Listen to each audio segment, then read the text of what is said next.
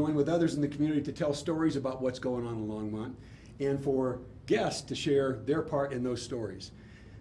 We are coming to you live from beautiful downtown Longmont in the Longmont Public Media Studios with a live studio audience. So anybody who would like to be here as part of a studio audience, know we typically do this the last Monday of the month. I'm going to be out of town next Monday, so that's why we're doing it this Monday. And I didn't want to miss this opportunity to share the story that we're going to share tonight. I'm joined at the table tonight in the conversation by five folks who play seriously significant, important roles in the community. Rick Ebers, pastor of the Journey Church, and he's going to talk more about himself in just a few minutes. He's also a chaplain for the Longmont Public Safety Department, and he's going to share part of that story about what a significant date this is, but I'll leave that to you. Mike Butler, former chief of public safety in Longmont for 25 years. 25 years. Been in law enforcement, was in law enforcement 42. for many years beyond that. But a few years ago turned the page, but is no less active in the community, and he's an important part of this story tonight for a variety of reasons. Debbie Setlock is the Area 11 Assistant Governor for Rotary District 5450. And this story tonight is going to start with Debbie sharing what the Rotary clubs in the Longmont area, which includes Niwot, are planning and why people might be interested and want to care about what's coming up on February 15th. Wanda Schnabel and Linda Davies are co-presidents of the American Association of University Women. Now one might ask, what would AAUW what would they be doing at this table with this group? And they're going to get the answer to that because they're so involved in so many worthwhile things in the community. And so you're going to get a chance to talk about why you've embraced this, what we're going to talk about, but other work that you're doing in the community. So I want to say to each of you, thanks for sharing your Monday evening. You know, carving an hour out of your Monday evening is a big commitment. But more importantly, what you do in the community day in and day out. This community we enjoy the quality of life in this community because of people like you. So thanks for tonight. More importantly, thanks for what you do every day. So about 40 minutes into the hour, we'll see how the questions go, how it flows. We may, at 40 minutes into the hour, give the studio audience members a chance to ask their own questions. So we'll see how it goes, and if they do, audience members will come right over here and I'll get the sign and we'll get a chance. I'll probably have to repeat those questions because of how we're set up with sound tonight, but to see what's on their minds as well. Debbie, I want to start this with you. As the Area 11 Assistant Governor for Rotary clubs in this part of Colorado, you're kind of the point person on planning for an event that's coming to the museum on February 15th. Talk to us about the event, and then we'll just kind of drill down a bit on how Rotary gets involved in this and how does it fit into the bigger picture for Rotary International. What's coming? So the clubs in Longmont, Twin Peaks Rotary and Longmont Rotary, along with Niwot Rotary, got together wanting to do a collaborative event. And it was when we got together, it wasn't really clear exactly what we wanted as our topic, as our focus, but it wasn't hard to really realize quickly it's peace. That's a foundational element that's built into the 7 areas of focus for Rotary. And so it just kind of grew from that organic point, and it came pretty clear quickly also, we need to invite the public to this. This has so much meat and so much richness to it that we wanted to share it to a broader audience. So on February 15th, this is going to be in the museum, the Longmont Museum. What time? It starts at 5:30. And so there's no charge for the event. It's open to the public. You can register, but you don't have to. Nobody's going to turn you away at the door unless we exceed capacity. Which is a possibility. Yes.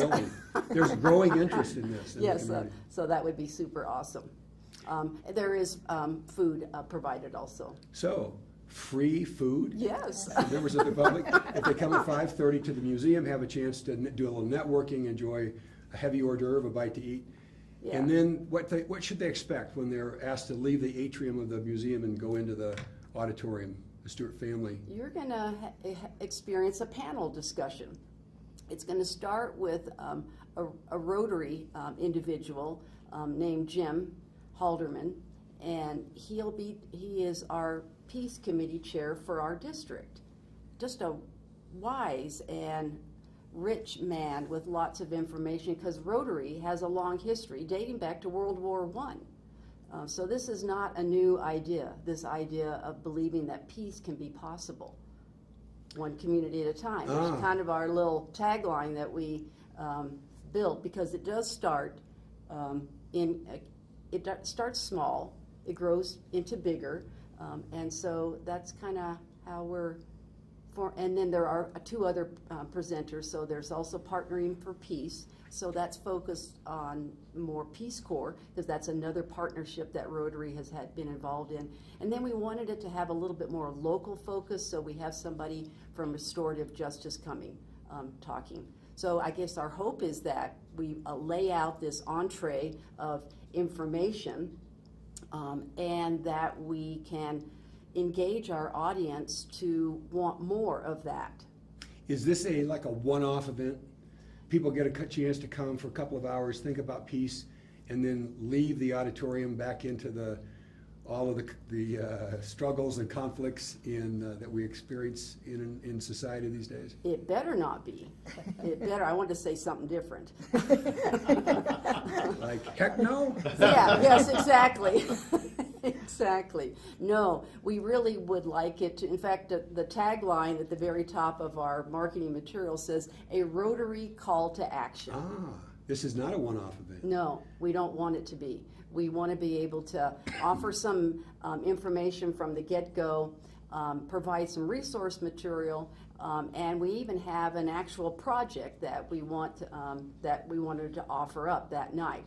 But I do hope that it's even more expansive than just that one-off of that just one event. The one action to which people will be called? Yes. Do you want to talk about that? Sure. So it's I really can't take credit. It's your creation. My creation? Yes. Son of a gun. Yeah. But it's. God, I have a panel here. We get to talk about something that I'm involved with. How about that? So it's focus groups in trying to enlist within the community an opportunity. We all have our circle of influence, no matter where that is, and so we've created. Tim has, but I'll say we. Yeah, it's a we kind of thing. We have created a document that provides some clarity around how you would go about setting up a focus group. What would you ask? And obviously its focus is peace building in our community. So with that, and then we gather up this information, and then I think we hope that it's going to give us the fruits that we can carry forth in more directions. So that's one call to action event. And we're also going to provide some resources for people, because Rotary, coming back to Rotary, has lots of experience with peace building efforts. So we're going to provide a lot of information for individuals to see how could I get involved. Just to spend a moment more on the action people will be called to that evening. There's an underlying assumption to that call, and that is, if we're going to live into a future of greater peace and safety, it will be because of what we do together as a community. It won't be turning to somebody else to do that for us, number one. And number two, it really has to start with what our best hopes are for a future characterized by greater peace and safety. My own experience is that I hear a lot. I'm in conversations frequently, oftentimes on Tuesday nights, where what I hear a lot of are worst fears. People driven by what they're afraid of and wanting to avoid whatever that is, and they start to develop strategies to avoid the worst fear, which oftentimes leads to the worst fear being realized. So this call to action is to ask people just to give themselves one opportunity in the next few months to spend a little bit of time envisioning a future that's a little more aspirational and would be moving us towards a future of greater peace and safety. So we'll see who bites on that. We have at least one organization that already has. I think there are some others in town. That's one of the reasons Rick is here.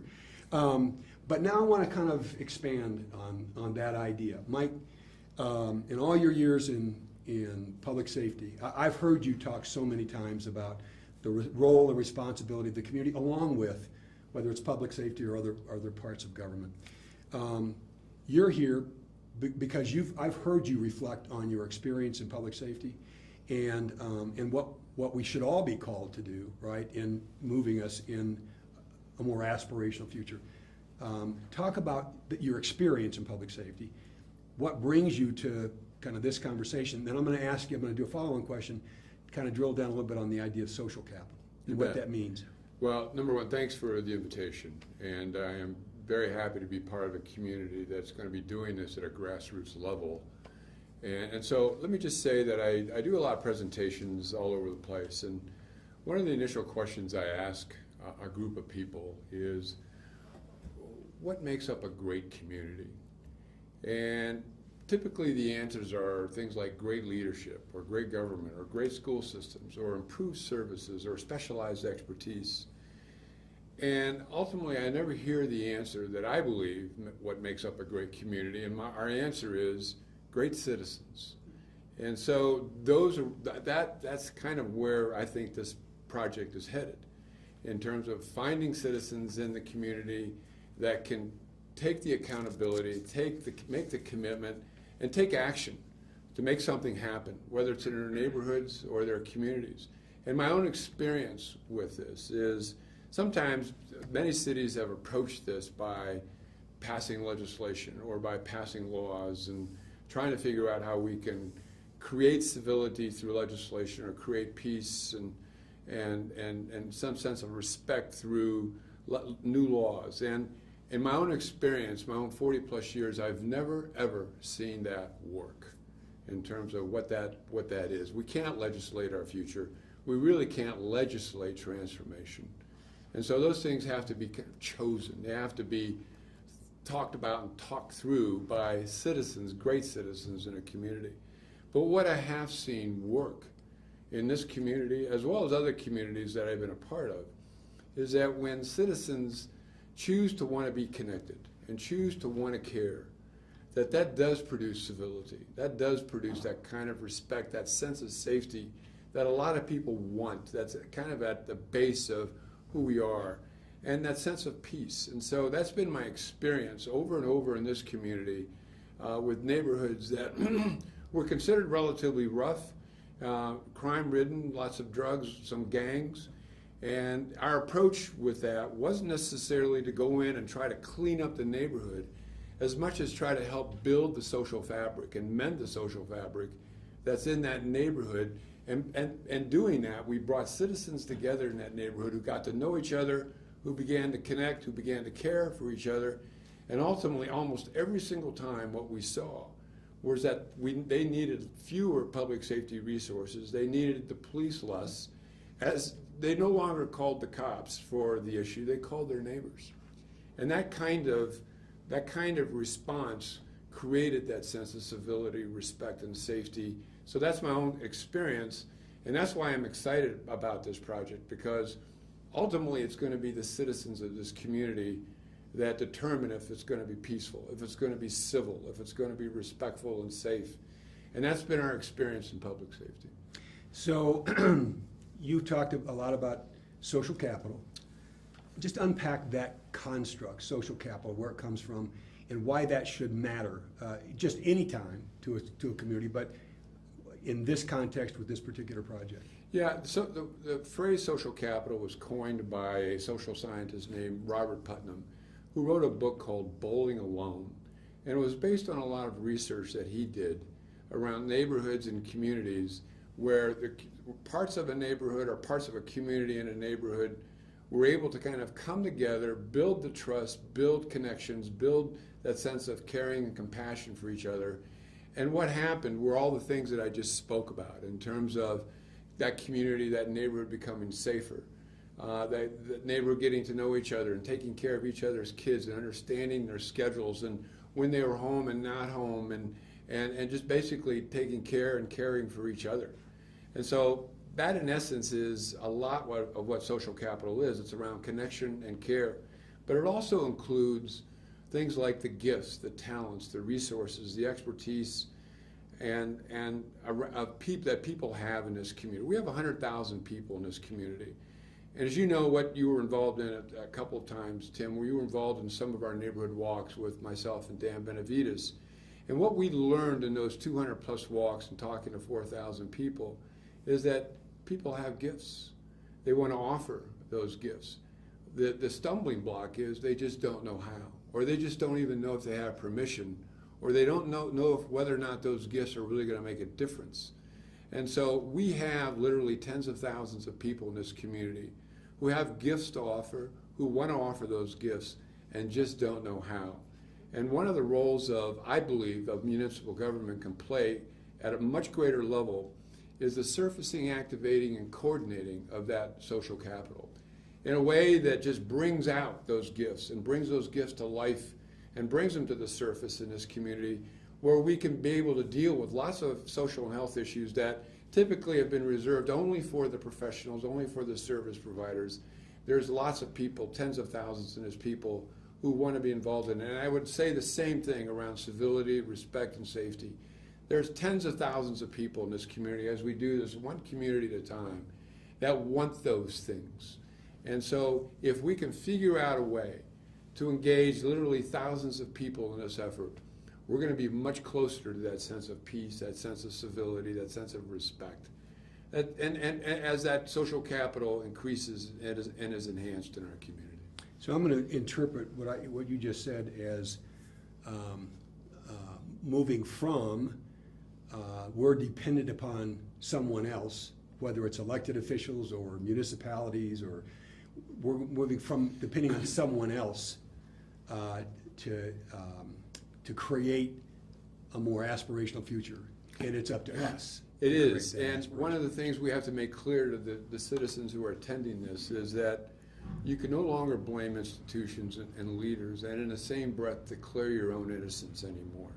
You're responsible. You need to make a commitment. You need to be accountable, and you need to take action. And what maybe this group can do is figure out what those actions can look like over the entire community. Yeah, great, thanks. Rick, you've been in this community for a long time. You're doing real important work at the Journey Church. So talk about your work there. If you want to. Well, I'm just going to go. Yeah. Can I just go ditto and then No, you we'll move on to somebody else?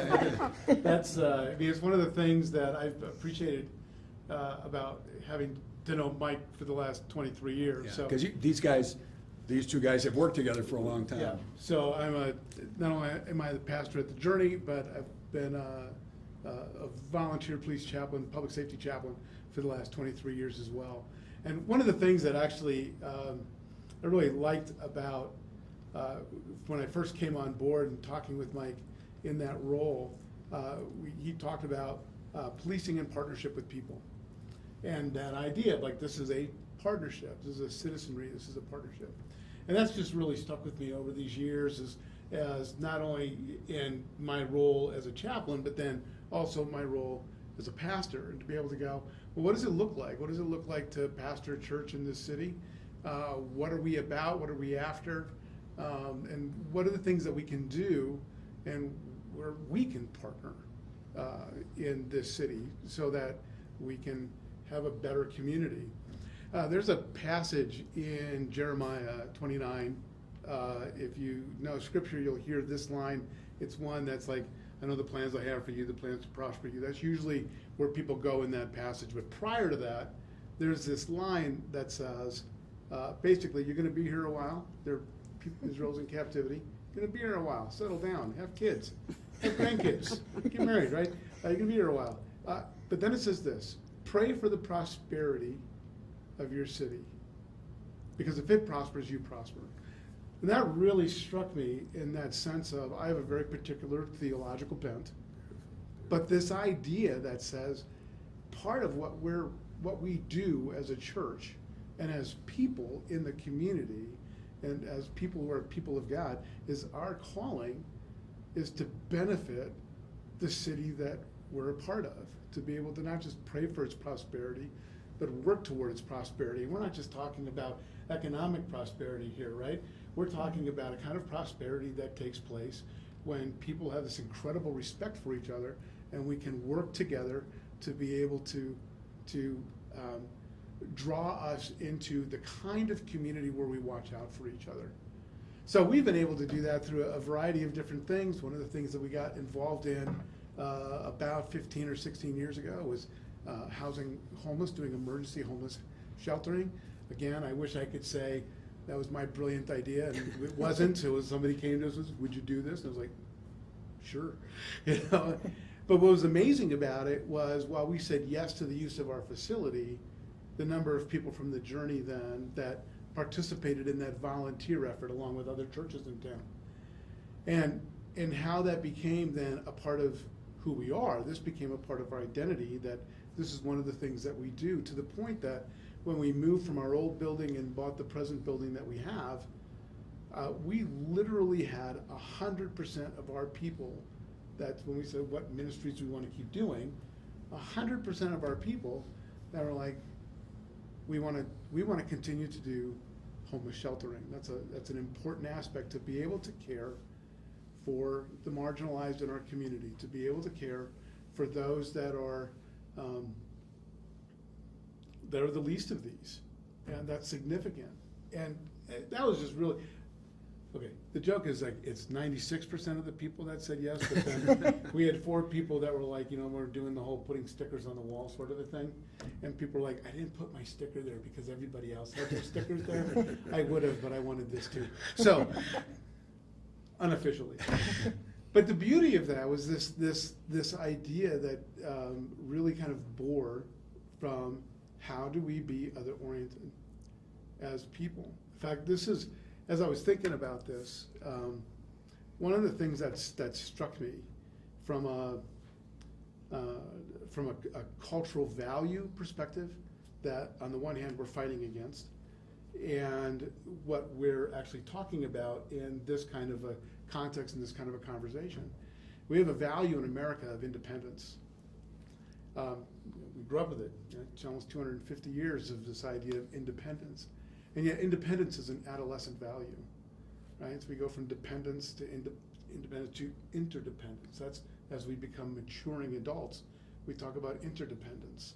And so there's this one, on the one hand, we kind of rub up against this cultural value that we have of independence, except part of independence is selfishness, because I'm going to take care of me first.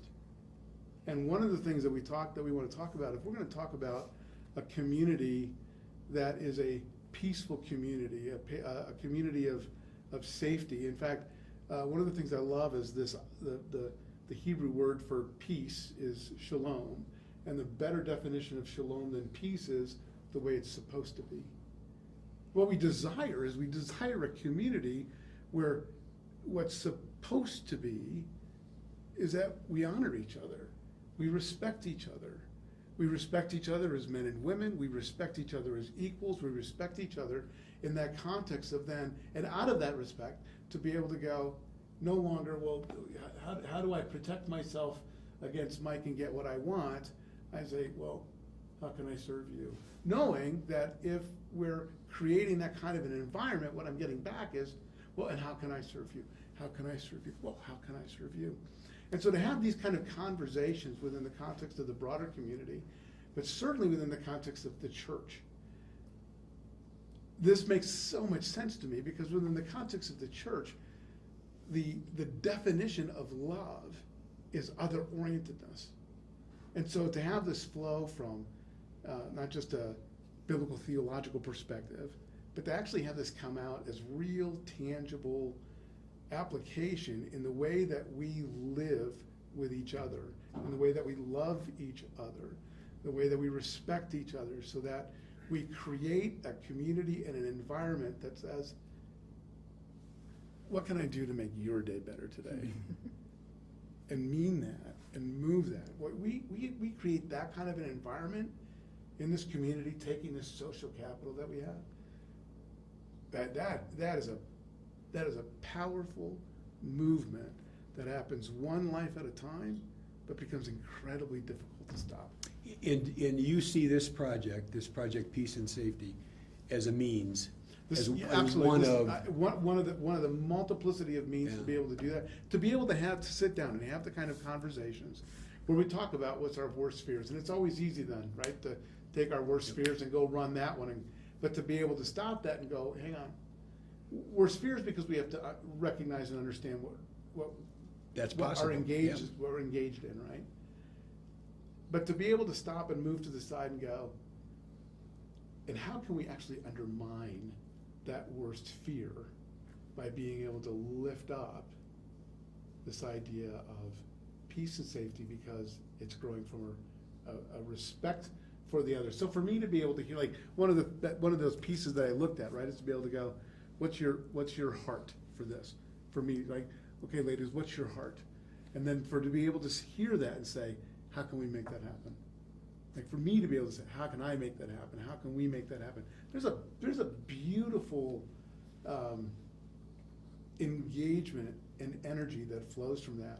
And as I looked at this, Tim, I thought, this is one of those ways to get people around a table or people in a room to be able to speak those things, to be able to get to that point and release that kind of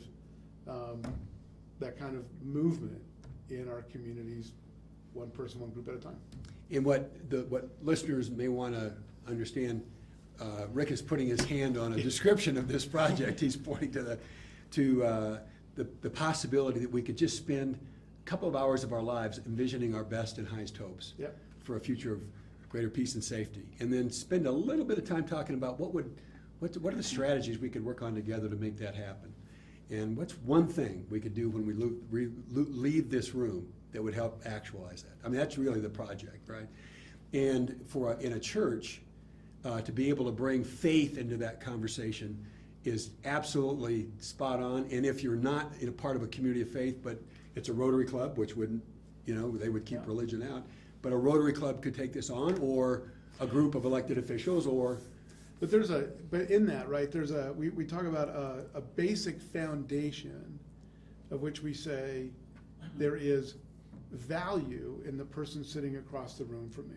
Like, there's every person has intrinsic value. I may get there from a theological stance, but other people get there from the very fact that just we're human beings, we're people, and there's value in that person. There's intrinsic value. To sit across the room, to sit across the table, have that conversation, and have that be kind of a baseline of conversation, and build from there, as opposed to, now I'm going to sit here and I'm going to see how I can get my way out of this. Yeah. It's a different framework that I think take the social capital that we have and be able to move that. It becomes the intentional movement forward becomes powerful. Anybody who would walk in and listen to Rick and didn't know what he did for a living, I say that man should be a preacher. Sorry. No, Occupational hazard. I wasn't being critical. I was just acknowledging how articulate and how clear you are with what you bring to this project and to your work and to your relationship. So, now AEUW is neither a church, it's not a service organization, it's a professional association, but you are involved in so many aspects of this community. So I want to start by saying, again, thank you for being here, but give you a chance just to talk about AEUW. What is AEUW, if people don't know, and the range of projects in which you're involved, and then why you've embraced this particular opportunity. So who wants to start? We'll start. AEW has been a presence in this community for 75 years, but the organization itself has been around since 1881. And I think we found with this project, there's the realization that with peace and safety is the method, one of the things that has to be in place which allows us to proceed on with the different partnerships and programs we have here in the community. We also want to recognize that our mission is about gender equity for women and girls through education, research, and advocacy. And that also means women having security for their families, which is an extension of the work that we want to continue to do. Well, I'm going to come back and drill down a little bit on the last part of what you said, Linda, in terms of security for women and their families, because of some other work that I know you're involved with, and involved with some things that cross my path. So Linda, talk about, or Wanda, talk about why AEUW would be involved or interested in this project. Well, I think it has a lot to do with the sense, and I like what you said, Rick, about we're kind of all in this world together, and we, you know, the line, you got to live here for a relatively long time, maybe, and hopefully, and therefore make sure that you can become a valuable and integral part of whatever is going on in the community. And that, whenever people get to know other people who may be different or who maybe have been thought of as the other, suddenly they're somebody you know, and they're no longer the other. And that value that you were talking about of each individual, I think is so important. And it's such an important part of what AUW is working for and trying to advocate throughout the community, and also, you know, on a national basis, and even, you know, to some extent worldwide. And our focus certainly is on women, but one of the things you were saying, Mike, about the community and getting involved, in so many cases, I bet those neighborhoods were led by women. Mm-hmm. Because those are the people who are out there with their kids, and they are the ones who will get to know anyone. And in my own life, most of my own involvement in either social or other kinds of organizations, let me put it this way, I kind of did it, you know, got us involved, and then, you know, my husband came along, because very, very, you know, traditional in many ways. But that's how you become a part of a community that is then focused on objectives such as this peace initiative to be successful. And so, AEW has made some commitments to this project. have. Talk about what's on the docket, right? What's kind of in the future for AEW? Well, we have decided as a board that we will be setting up focus groups, and it'll be 3 or 4. We've already selected or asked our moderators who have some experience in this to lead small groups, and I think March 18th, right? Yes. March 18th is our day, and we're all going to do it in a private residence, and you know, we're going to follow some of the suggestions that is part of that peace initiative, or what your piece of paper there, that has so much value, I think, to start with. What do we hope for? What do we want? And how can we get a little start on making it successful? So Rotary's going to kick this off. Maybe the Rotarians will pick up the opportunity. Sounds like the Journey Church is going to embrace this as an opportunity. Mike, I happen to know in your neighborhood, I don't know that you're responsible for it, but I know who is in your neighborhood, reaching out to organize some of your neighbors in this conversation. I think the person doing that is in the audience today. She is. So I know we have neighborhood groups, and here we have a professional association that's already put on the calendar, March 18th, as an opportunity, and I think that's going to be co-ed, is it not? Oh, It's absolutely. going to be couples, right?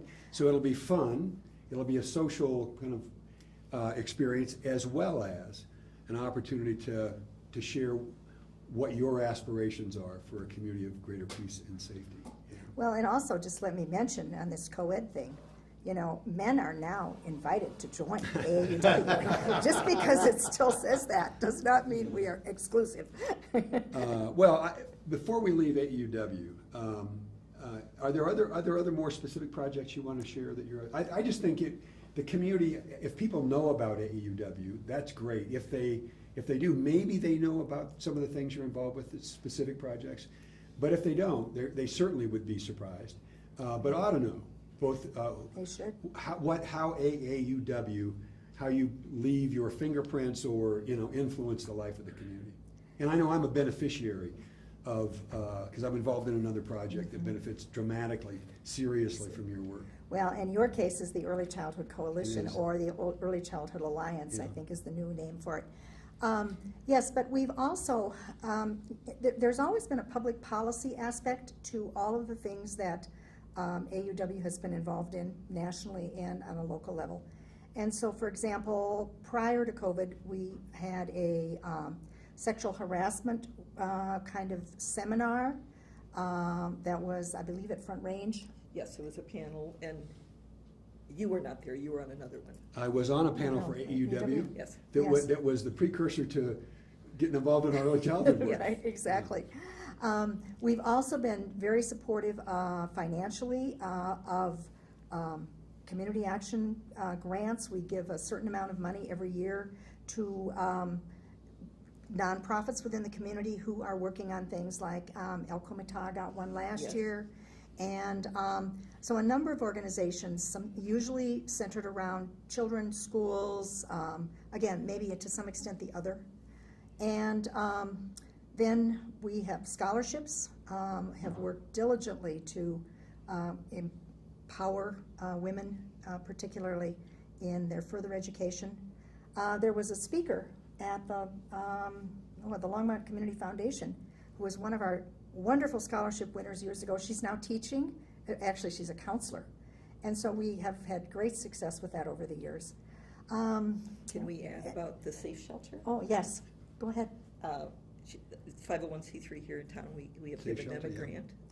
We also partner with Front Range Community College. We have ladies that do tutoring, ESL, and we have a food pantry that we contribute to on a regular basis to try to meet their needs, whether it be food or toiletries or other things that students need. As I sit here and listen to Debbie, what you're offering the community, what Rotary clubs are offering, Rick, the work that what you do both as a shelter and then the ministry, the outreach you do in AUW. No wonder Longmont's a good place to live, right? And potentially can take to another level the future we want to live into.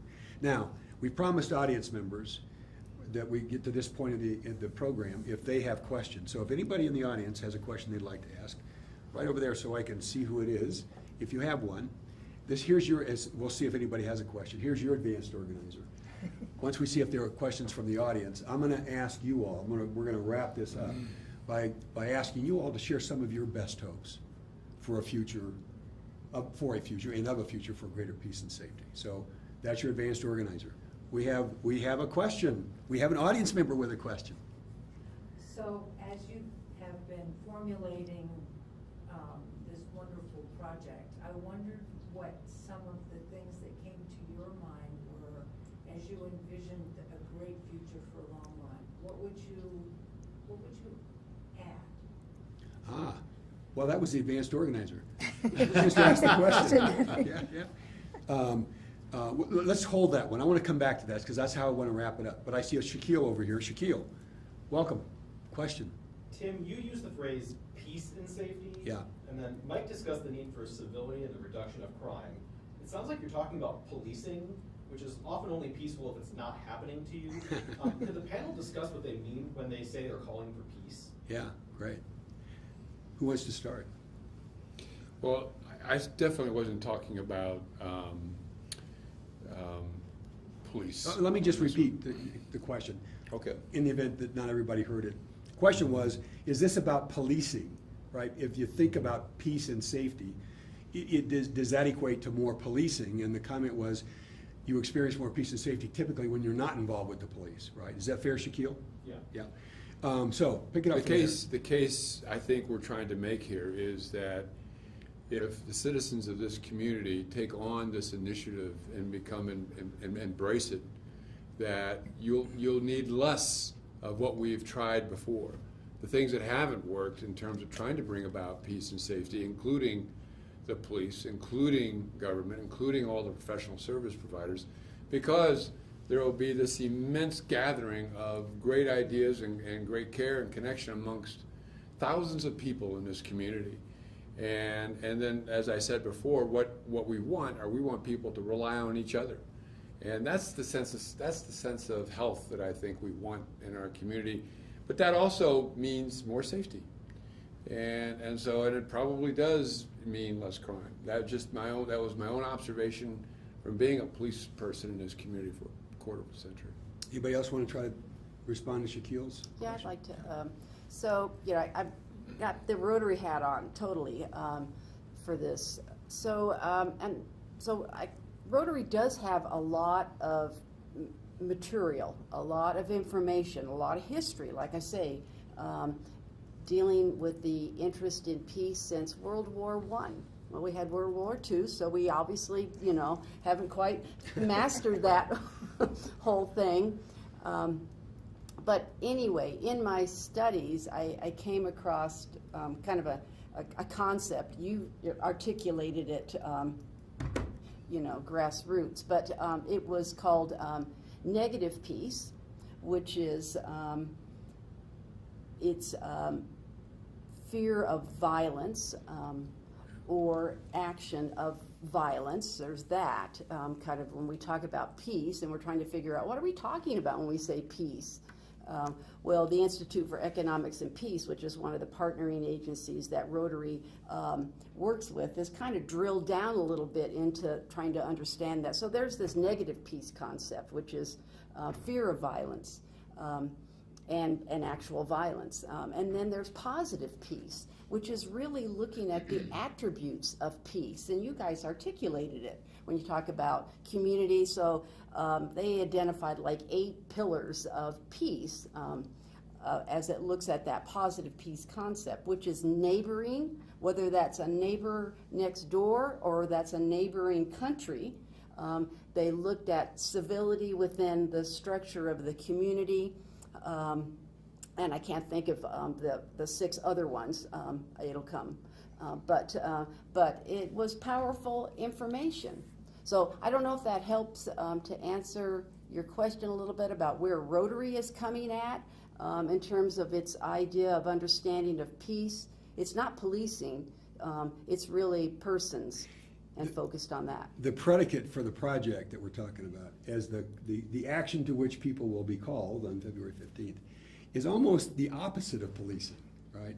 And that's not to, I say almost the opposite. That's not to suggest that policing doesn't have a role in society. It does. But the predicate is we will not live into a future of greater peace and safety if we are dependent on policing to get there, or legislation to get there, or ordinances to get there, or government. There's a role for government. But if we're going to live into a more aspirational future, it has to be really driven by kind of the interdependence, Rick, that you were talking about earlier. In fact, as Mike was making his comments, I was thinking, it is from dependence on them, the government, or some set of elected officials to solve my problems for me. To how do we solve these together? Because we are not going to live into that kind of a future if we aren't clear, or at least a little more aspirational, and willing to work together to make it happen. So it's a great question. Shaquille, thanks for the question, because this initiative is just the opposite of dependence on the police department or really anybody else. Let's go back to the question that our guest asked, or our audience member. You're our guest, but they're also good, about your aspirations, your best hopes for a future of greater peace and safety. We'll start. I don't want you to put anybody on the spot. We'll start on this side. Yeah. This way. I think if we can let people know with working together with other organizations, and that by working together we're stronger, and the benefits of working together will make a difference. So your best hope is that this will give way to greater interdependence or connections within the community. And organizations working together to achieve that. All right. Well, and mine is that we have a strong participating community, because it's very lonely if you're out there all by yourself. But if you have a lot of participation by organizations, by individuals, by leaders, that can make a tremendous difference in the willingness of more people to come forth. And so that's my hope, that this will encourage a lot of participation. And then with a lot of participation, we become a much more welcoming community. And that all leads to a much more peaceful, a much safer, a much calmer environment for everyone. In some ways, as I listen, Wanda, that's almost like Back to the Future. You're talking about moving, but I think that's important to recognize, moving us forward to the kind of connections that we all knew existed once upon a time, and seem to be so fractured and fragmented. in today's society. Well, people do call me a Pollyanna. Well, But, but I do think that we have to have hope. Otherwise, why bother? if I thought that was Pollyannish, we wouldn't be having this conversation. Oh, I know. Yeah. So it's not Pollyannish. It's the only option we have, right? I agree. Is if you think about shalom, the only way to get there, it won't be through who regulates us. No. It will be through the commitments and The the relationships sacrifices. that we have in Yep, the relationship. yep, yep. Debbie? Well, it's, kind of spinning right off of what you just said. To believe that peace is possible, well, I do. And, I have some personal experiences around my belief in that, and I won't go into that today, but I'm really so happy that, going back to Rotary again, that Rotary is an organization, that there's AAUW and other organizations, the people at the table, the group in this audience, we believe that peace is possible. So it's unpacking it a little bit, keeping it not just Pollyannish, so we don't have to apologize for our, people calling us that, but that we really rally more to that belief and not intellectualize it, but study it a little bit, break it down, look at the pieces of it and say, there it is, right there for us. Yes, we have these things we're scared of, but we have things that are strong, foundational elements that we can see and build on. That's my hope. So, some of the inertia that we deal with every day is somewhat portrayed by what the media delivers to us. They can really dramatize the human condition. They can market fault. They can market blame.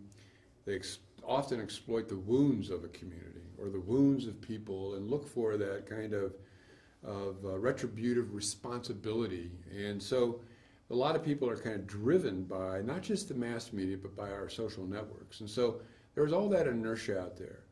But my And mantra... the fear that it generates. It does generate fear, but it also generates this idea that we ought to see things through the lens of the deficiencies and see things as problems.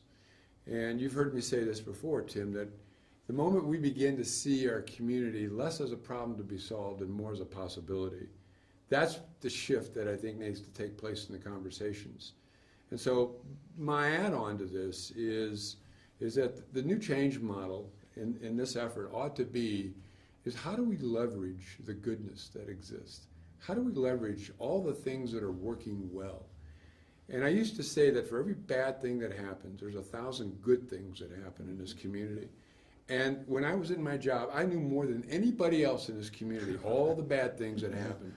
The child molestations, the sexual assaults, the domestic violences. But I also knew from living in this community for 40 plus years that this community, what was pervasive in this community was all of its goodness. And so how do we expand, how do we leverage and take advantage of that goodness in a way that it can begin to basically crowd out all the things we don't want to see? Whether that's in a human being, whether that's in an organization, or whether that's in a community or country. The change model has to be not seeing things through the lens of deficiencies and as a problem to be solved, but seeing things through the lens of what's good and what's possible. From deficit to abundance. There you go. Yeah, From yeah. scarcity to abundance. Or from scarcity to abundance, yeah. Rick? One of the things that I've been a part of over the years has been the community development world, right? There's this ABCD in community development, asset-based community development. So often we go and you think somebody goes into an incredibly poor situation like Haiti or something like that, and they go in and you're like, and all you're doing is looking for what they don't have compared to what we do. And when you do that, you always end up with short-sighted solutions. In order to be able to understand how this community can actually move forward, you have to start looking for its assets. What assets are there? And it's asset-based community development. Yeah. It's one of the things that just, being in your sphere over these years kind of moved me one step forward, like putting these pieces together. So one of the beautiful things that we get to do is we've to lament the loss of the ability to have conversation and to understand where somebody else is coming from and be able to understand their point of view and why they've gotten there. You know, why am I here, right? I'm the child of immigrants, right? That's critical to my story and to understand my perspective in this world. Others have that as well, or others don't have that. I've got other friends who've been in this country for, their family goes back 300 years. They view this country very differently than I do. You know, my history in this country goes back to 1963. But we don't understand that if we come with a bunch of assumptions. So to be able to have an opportunity to have conversation, and as part of the conversation to be able to hear where others are coming from, and just listen and learn and respect that piece and be able to go, oh, that's why they have some of the fears that they have. Oh, but that's also why they have some of the aspirations they have. So one of my aspirations is, again, over the long haul, right? Like this, to be able to kind of to be able to have the kind of community that we hope for. It doesn't happen 3 weeks from now, right? It doesn't happen even by summer. This is setting a direction and saying this is what we're going to choose to do with the assets that we have to move forward over the next generation, so that the generation behind us that's coming in, this is their normative. And out of that normative, then they move the next piece forward, so the next generation has a normative about how we engage each other in this kind of dialogue of respect and mutuality toward the way that it could be. That's my hope. Shalom. I look at this thing, Way it could shalom. be. So I look at this thing and I go, my aspiration is that 20 years from now, when I'm watching something like this for the next generation's leaders, I get to hear that we did something today that affected our kids and the next generation of leaders that are coming behind us in this community. Well, I can't tell you how much I appreciate who you are, what you do, and the fact that you're here tonight. Number one. Number two, the prospect that anybody in the community, and obviously we have a number of people in the community, who would embrace an opportunity to spend even just a few hours, rather than perseverating and trying to avoid worst fears, to acknowledge our worst fears are possible, but so are our best hopes. We just need to be clear on what they are and develop our own strategies then for moving forward, not to avoid what we're afraid of, but to achieve what we aspire to together. That's what this project is about. And I'm so grateful for you helping to articulate that. The Rotary Club is inviting the community to the beginning of something on February 15th, not the end of it, the beginning of something, and we'll see where it takes us as a community. So I hope the studio audience would join me in thanking this group.